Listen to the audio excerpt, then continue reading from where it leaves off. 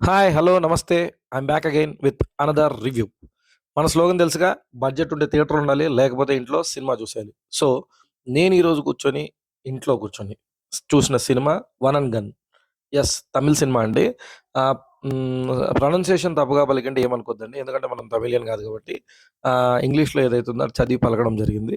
So, ఈ cinema available platform Amazon prime అండి. మీరు కూడా కావాలంటే చూసేయొచ్చు. ఇంకా రివ్యూ విషయానికెళ్ళిపోదాం. విషయానికెళ్ళే ముందర ఫస్ట్ అండ్ ఫార్‌మోస్ట్ మాట్లాడుకోవాల్సింది ఈ సినిమా చూడడానికి రీజన్ ఏంటి?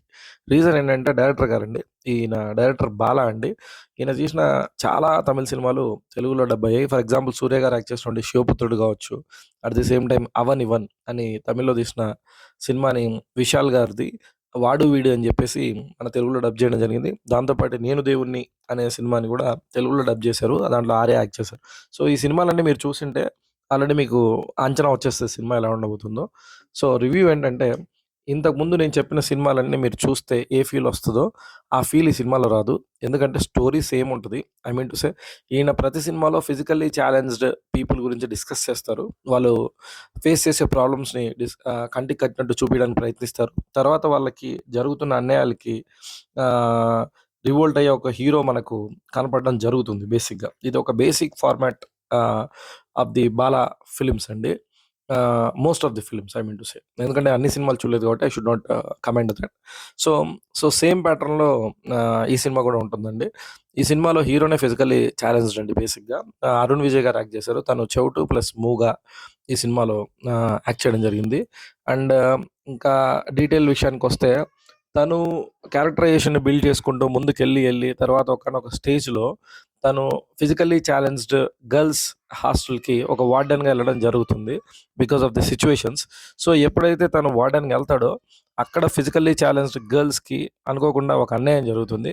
ఆ అన్యాయానికి తను తీసుకునే రివెంజే ఈ సినిమా అండి బేసిక్‌గా. సో, యాక్చువల్‌గా నాకు స్టోరీ చెప్పడం పెద్ద నచ్చదు. బట్ స్టిల్ ఎందుకు చెప్పాను స్టోరీ అంటే యూజువల్ స్టోరీనే. సో, స్టోరీ చెప్పినా ఎమోషన్ వర్కౌట్ అయితే మీరు ఈ సినిమా చూసేయొచ్చండి. కానీ ఇక్కడ డ్రాబ్యాక్ ఏంటంటే ఎమోషనే అండి. యెస్. ఎమోషన్ వర్కౌట్ అవ్వలేదు. యూజువల్ టెంప్లేట్ మూవీ చూసినట్టుంది 'బాలా' గారి ప్యాటర్న్‌లో. So, this is it for now. ఇంకా మీకు టైమ్ ఉండి if you want to watch it you can watch it. కానీ ఒకటే డ్రాబ్యాక్ ఏంటంటే ఈ సినిమా తమిళ్‌లో ఉండడం జరిగిందండి. సో, నేను తమిళ్ విత్ సబ్‌టైటిల్స్ చూసేసాను.